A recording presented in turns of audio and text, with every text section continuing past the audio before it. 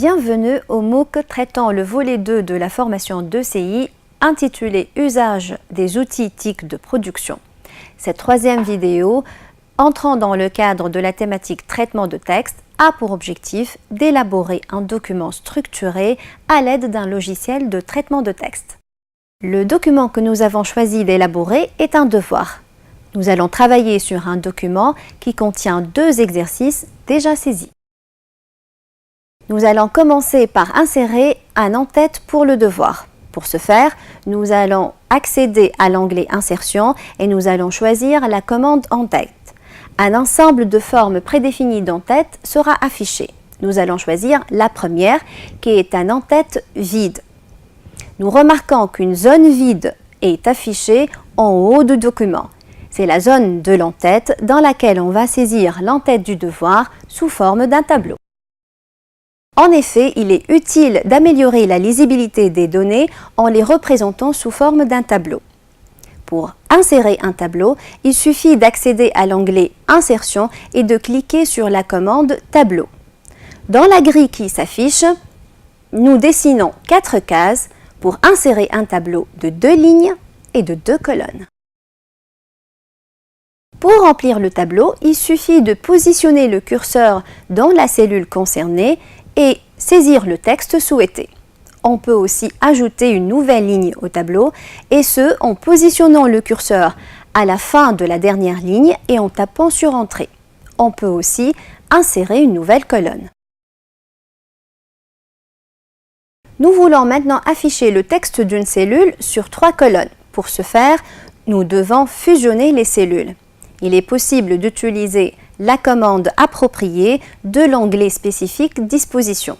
On peut aussi aligner le texte au centre de la cellule fusionnée et on peut aussi y appliquer toute mise en forme souhaitée.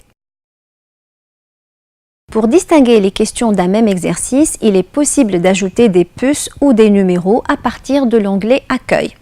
Pour ce faire, nous commençons par positionner le curseur au début de la première question. Nous choisissons la commande Liste numérotée par exemple. Un ensemble de choix en numéros ou en lettres sera affiché.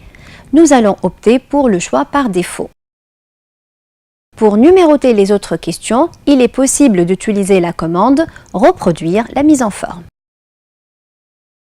De plus, en sélectionnant la liste obtenue, on peut lui attribuer les mises en forme souhaitées. Nous savons déjà que lorsqu'on saisit un texte, le passage à la ligne suivante se fait automatiquement. Il est de même pour le passage à la page suivante. Ceci dit, il est possible de forcer le passage à la page suivante.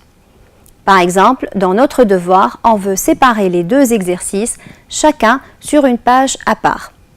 Pour ce faire, il est possible de cliquer sur la commande Saut de page, accessible à partir de l'onglet Insertion. Et voilà, notre document contient maintenant 2 pages.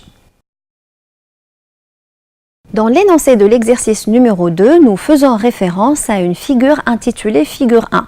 C'est pour cela que nous allons insérer une image se référant à cette figure.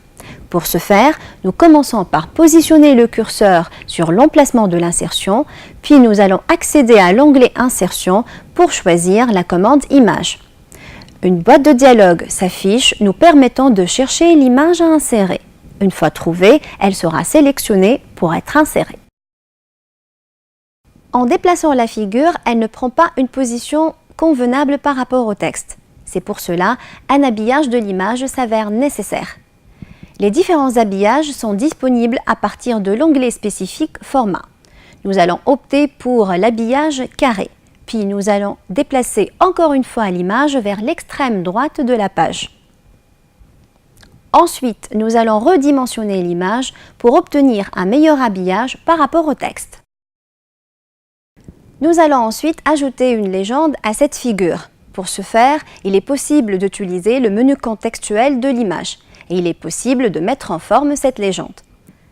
Rappelons enfin qu'il vaut mieux utiliser des formats peu volumineux d'images tels que le format PNG, le format GIF et le format JPEG.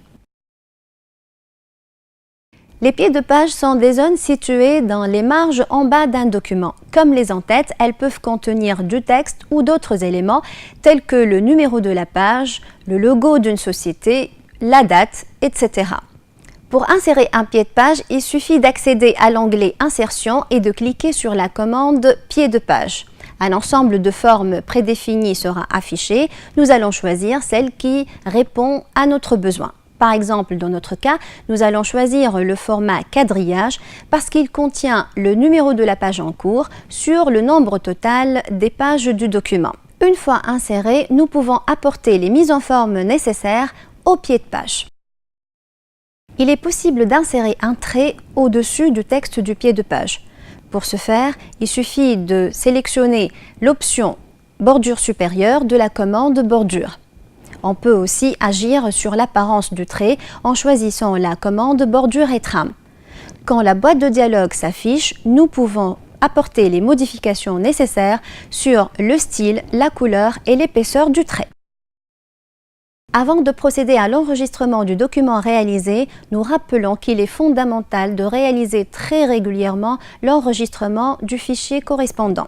Pour enregistrer un document, il est possible d'utiliser l'icône Enregistrer accessible à partir de la barre de titre.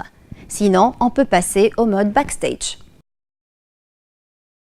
Il est aussi recommandé d'enregistrer dans plusieurs cas le document sous le format PDF. En effet, les fichiers enregistrés selon cette norme peuvent être lus sur n'importe quel ordinateur sans affecter leur mise en forme d'origine. Il est aussi possible d'utiliser la commande Exporter, puis le bouton Créer PDF. Plusieurs recommandations sont utiles lors de l'élaboration d'un document. Nous citons les suivantes. Première recommandation, ne multipliez pas les polices. 2 ou 3 polices suffisent.